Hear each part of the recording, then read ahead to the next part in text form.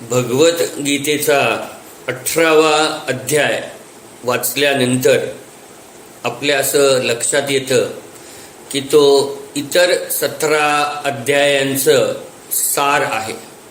मी पण पूर्ण भगवद्गीता वाचलेली नाही आहे आणि पूर्ण समजणं तर कोणाला शक्य सुद्धा नाही आहे. तर त्या 18व्या अध्यायात असं नमूद केलेलं आहे की आनंदाचे 3 प्रकार असतात. आनंदाचे 3 प्रकार असतात आणि ते 3 असे की तामसिक, राजसिक आणि सात्विक. तामसिक, राजसिक आणि सात्विक. पहिला प्रकार तामसिक. तमस म्हणजे अंधार, म्हणजे आळस. आळस करायचा आणि आनंद घ्यायचा. घेतो आपण, करतो हे. आपण आठवड्यातून 1 दिवस सुट्टी घेऊन आळस करतो आणि आनंद मिळवतो. तामसिक.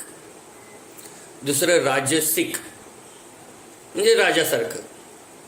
आपल्याकडे असलेल्या सत्तेचा, पैशाचा वापर करून, संपत्तीचा, थोडी भोगवादी प्रवृत्ती.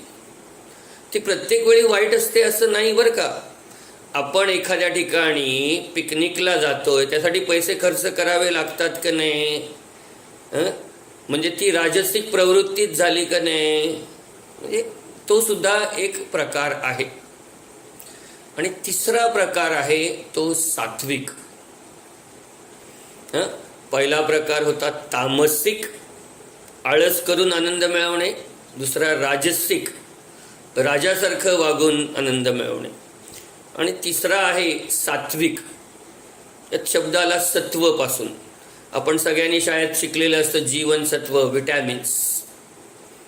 म्हणजे हा आतून येणारा आनंद आहे, ज्यासाठी आपल्याला बाहेरून काही केमिकल्स घ्यावी लागतात. आता भगवद्गीतेमध्ये ह्या गोष्टी सांगितलेल्या आहेत भगवान श्रीकृष्णाने. हे त्या काळानुसार सांगितलेले आहेत. आपल्याला नवीन सायन्सचा उपयोग करून यातून आणखीन फायदा घेता येऊ शकतो का? येतो फायदा घेता. तर ज्या वेळेला असा आत्मिक, सात्विक आनंद मिळू लागतो, त्यावेळेला जी प्रोसेस बॉडीमध्ये होते त्याला बोलतात SSRI. SSRI, serum serotonin reabsorption inhibition. हा थोडा आता मेडिकल सायन्सचा भाग झाला. मी त्याही स्वरूपाने आनंद समजवण्याचा कधी प्रयत्न करीन.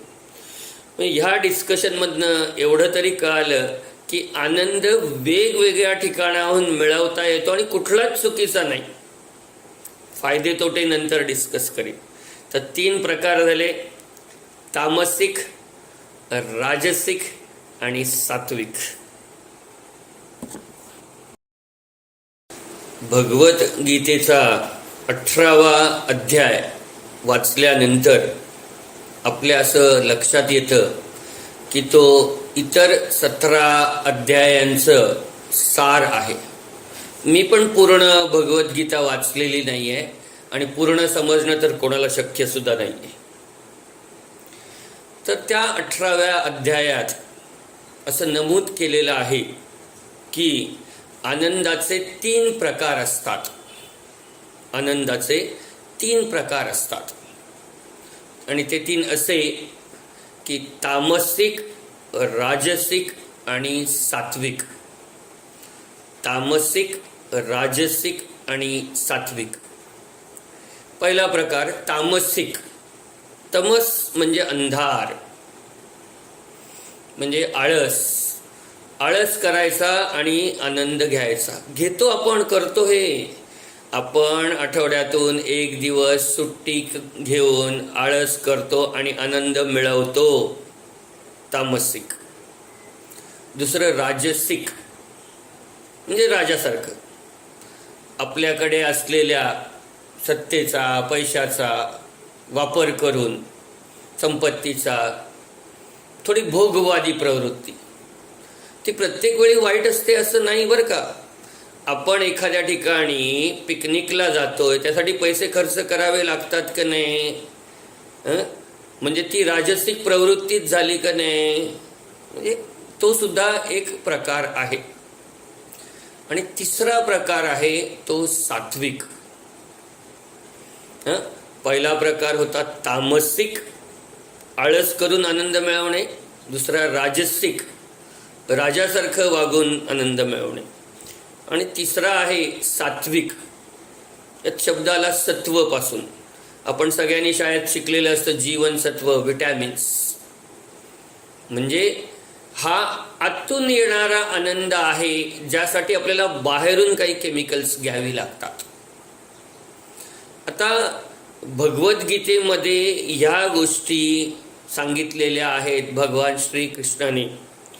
हे त्या त्या काळानुसार सांगितलेले आहेत. आपल्याला नवीन सायन्सचा उपयोग करून यातून आणखीन फायदा घेता येऊ शकतो का? येतो फायदा घेता. तर ज्या वेळेला असा आत्मिक सात्विक आनंद मिळू लागतो, त्यावेळेला जी प्रोसेस बॉडीमध्ये होते त्याला बोलतात SSRI.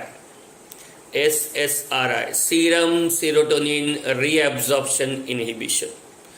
हा थोडा आता मेडिकल सायन्सचा भाग झाला. मी त्याही स्वरूपाने आनंद समजवण्याचा कधी प्रयत्न करीन. ह्या डिस्कशनमधनं एवढं तरी कळालं की आनंद वेगवेगळ्या ठिकाणाहून मिळवता येतो आणि कुठलाच चुकीचा नाही. फायदे तोटे नंतर डिस्कस करीन. तर 3 प्रकार झाले: तामसिक, राजसिक आणि सात्विक.